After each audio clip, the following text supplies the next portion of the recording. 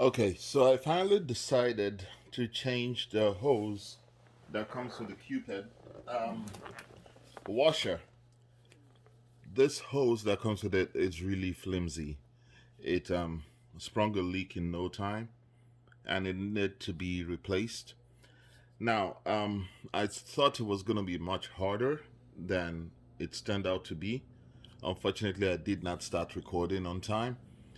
Um, this is the hose that empties, the drain hose that empties the water, the dirty water from the washer into the sink or the toilet or wherever you need it to go. Like I said earlier, it sprung a leak in no time. It's really very cheaply made and it needed to be replaced.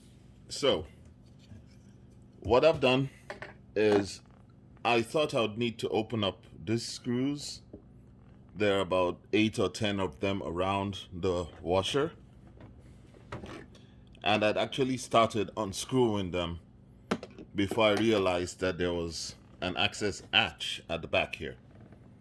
The access hatch is held in place with just 3 screws at the top here, right here, 1, 2, 3. Once you've undone them, you just slide it up and out. And it gave me access to the old hose, which came out from the side here. In here, there's a hole, and it's attached to the pump, which is mounted with these 2 screws. And once I opened up the hatch in the back here, I realized I could unscrew the pump and remove this hose from the pump. That's the old hose. Now, as soon as I undid it from here, I had access to the pump. I think there's a little clip holding this one up here. It may have been disconnected from there. I'll push it back before I recouple the whole thing. Now, I had this hose lying around. I think it's an inch. I'll put the actual size in the description. And oh, there was a little trouble. Okay, so I had a little trouble prying the old hose away from the pump right here. Now, it seemed it had been glued in place. There was a little bit of glue that had been used, so I had to cut it open with a scalpel and then pry it apart. So those are residues of the glue in there. But I have no need for this, so I didn't have trouble damaging it. I may, considering that I'm using a clamp, I could have just cut it off here and left this bit on the pump, but I cut it to take it off. So what I've done now is I've replaced that hose with this one that I had laying around, and I've clamped it in place. So what I'm going to do now is put this back, holding it up there. That's the pump, holding it up there with those 2 screws, which come back down here. I've already threaded the hose through the hole.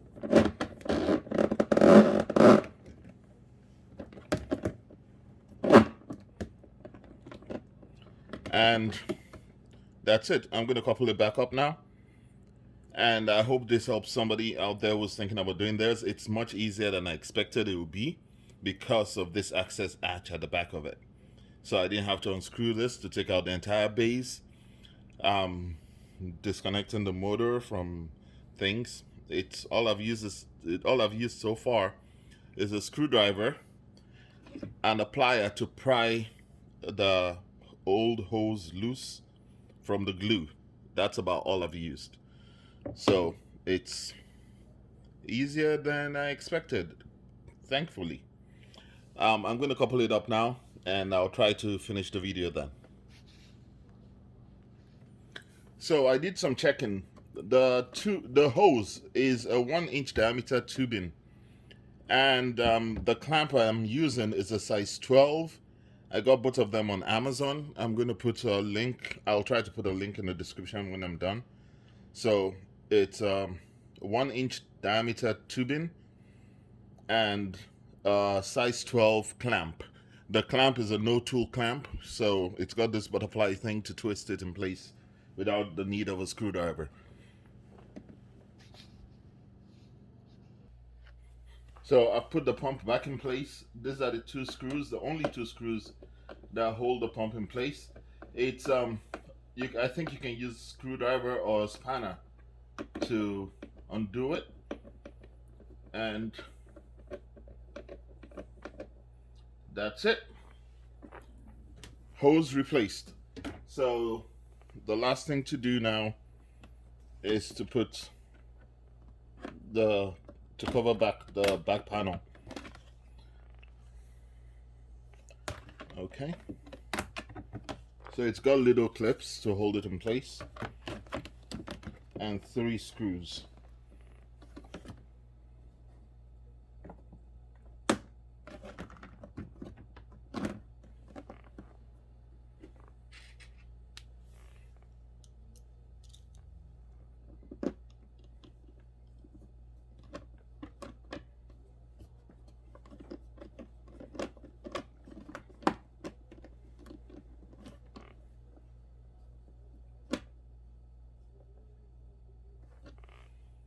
All right, so I'm just going to finish taking screwing these 3 screws in place, and I'll flip it over and test it out.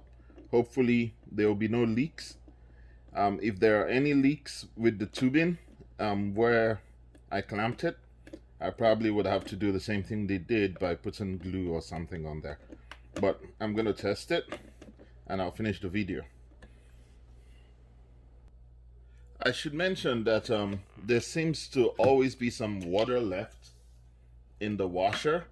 So when you flip it over, expect to get some water to spill out onto the floor. And expect to be there to be some water left in the hose also. Before you take it out, make sure you empty it so it doesn't drain in the machine when you detach it from the pump. What I've done to capture the leftover water when I flipped it over was I laid some Macintosh on the floor to soak up the water. You can use towels, I guess. All right, it's flipped back up now. I'm trying to get the tubing into this little bracket thing to hold it in place to form a U, but it's tight getting the 1 inch tubing that I'm using into this. So what I've decided to do is use a U bend that I had lying around. Hopefully it will fit. It's going to be a tight squeeze also, but that's probably what I'm going to try to do. So this will serve as my hook to keep it over the drain, toilet or sink. And it worked. So now I have my U-bend to hold it in place when it drains. It worked. So now it's right side up, and I'm going to fill it with water and watch it for a while to be sure that while I tried initially when I undid the screws to take off the entire base, that I did not make anything loose to cause leaks. So I'm going to fill it with water, leave it for a while, and come check to see if there's any water on the floor.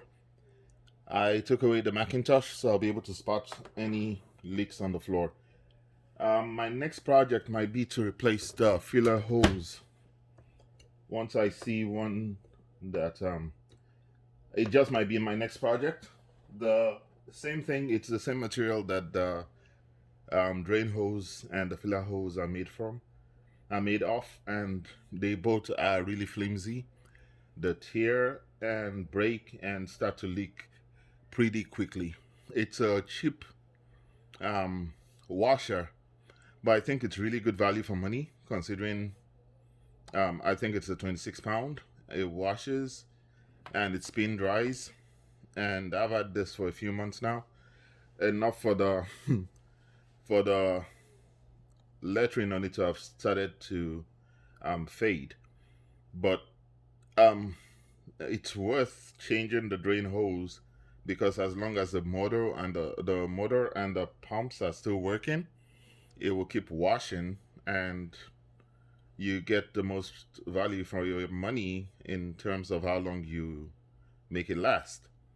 So I'm going to fill it with water and watch out for leaks.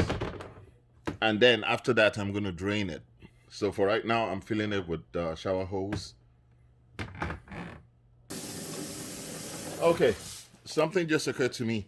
I've got it about a fifth full of water now, and it just occurred to me that it would be best for me to test the pump now to be sure I did not accidentally disconnect it, and then try to figure out a way to get this water out. So I'm going to plug it in now and test the drainage pump. So it's plugged in. There's no sign of water on the floor yet, but I'll have to move it after I've emptied it out. So I'm going to turn on the pump now to see. Yep, the pump works. And it's a pretty long hose, so we don't have water yet. But I feel the water coming. There we go. So yes, the pump works. And I'm going to stop it real quick so that I can check for leaks to be able to differentiate if the leak is coming from the hose as opposed to the washer itself.